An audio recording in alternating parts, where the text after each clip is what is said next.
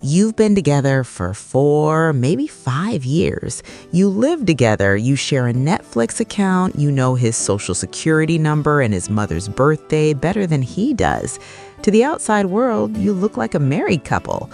But looking down at your hand, there is no ring.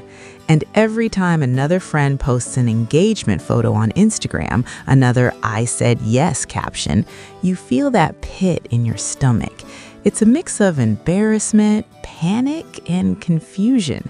You're asking yourself the question every woman in this position asks: if I'm good enough to live with, sleep with, and build a life with, why am I not good enough to marry?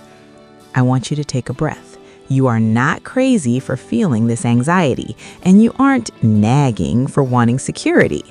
Most advice will tell you he's just not that into you. But that doesn't fit, does it? Because he is there, he is loving, he comes home to you every night. So why the stall? The truth is harder to hear, but it will set you free. He hasn't proposed because he is stuck in the comfort trap.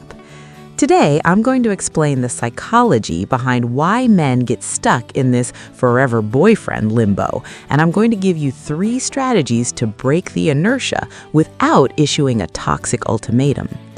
First, you need to understand the mechanism. Why would a man who loves you refuse to marry you? It comes down to a concept psychologists call sliding versus deciding. Sliding happens when you move in together because the lease was up. You combined lives because it was convenient. You slid into a routine. There was never a moment where he had to stand up and make a hard, conscious choice to claim you. Here is the brutal reality of your current situation. Your relationship is optimized for his comfort, not your security. Think about the risk-reward ratio in his brain. Humans are wired to maximize reward and minimize risk. Right now, in this domestic girlfriend setup, he has 100% of the rewards of marriage. He has the emotional support, the regular intimacy, the domestic management, and the companionship. But he has 0% of the risk. No legal contract, no financial binding, no forever pressure. He isn't proposing because he doesn't need to. You're waiting for him to crave more connection, but you have already given him the maximum amount of connection possible. He is satisfied. He is comfortable. And comfort is the enemy of the proposal. If you want the wing, you have to disrupt the inertia. You have to shift him from sliding to deciding. Here are the 3 steps to do that. Strategy number 1. Stop performing wife duties at girlfriend prices.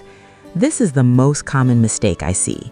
You think, if I just show him what an amazing wife I'll be, if I cook better, clean more, manage his life perfectly, he'll realize he can't live without me. This is a lie. This backfires every time. When you do this, you aren't auditioning for the role of wife, you're giving him the free trial that never expires. Why would he buy the subscription when he's getting the premium features for free? I want you to do an audit. Where are you over-functioning? Do you remind him to call his parents? Do you book his dentist appointments? Do you manage the entire social calendar for us?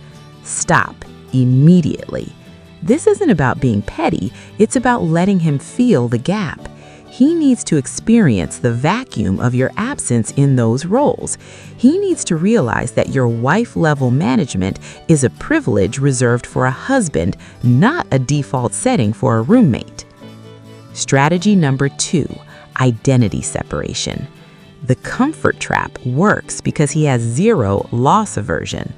Loss aversion is a psychological principle that says we fear losing something far more than we enjoy gaining something. Right now, he has 100% of loss aversion for you because your entire life revolves around him. You're always available, you're a fixture in his house. You need to rebuild your life outside of him. If you usually spend every Friday night on the couch waiting for him to pick a movie, stop. Book a trip with your girlfriends, join a salsa class, go to the gym at 6 p.m. without checking if he needs dinner first. When he texts you, "Where are you?" and you reply 2 hours later with "Out with friends, don't wait up," something shifts in his brain. It reminds him that you're a voluntary participant in this relationship, not a piece of furniture. He cannot realize he needs you until he realizes you don't need him to be happy. Strategy number 3, the deciding conversation. Finally, you must move from waiting to planning. Waiting is passive. It puts all the power in his hands and leaves you feeling helpless. Planning is active. You don't need a toxic ultimatum, marry me or I leave tomorrow. You need a compatibility check based on your own timeline.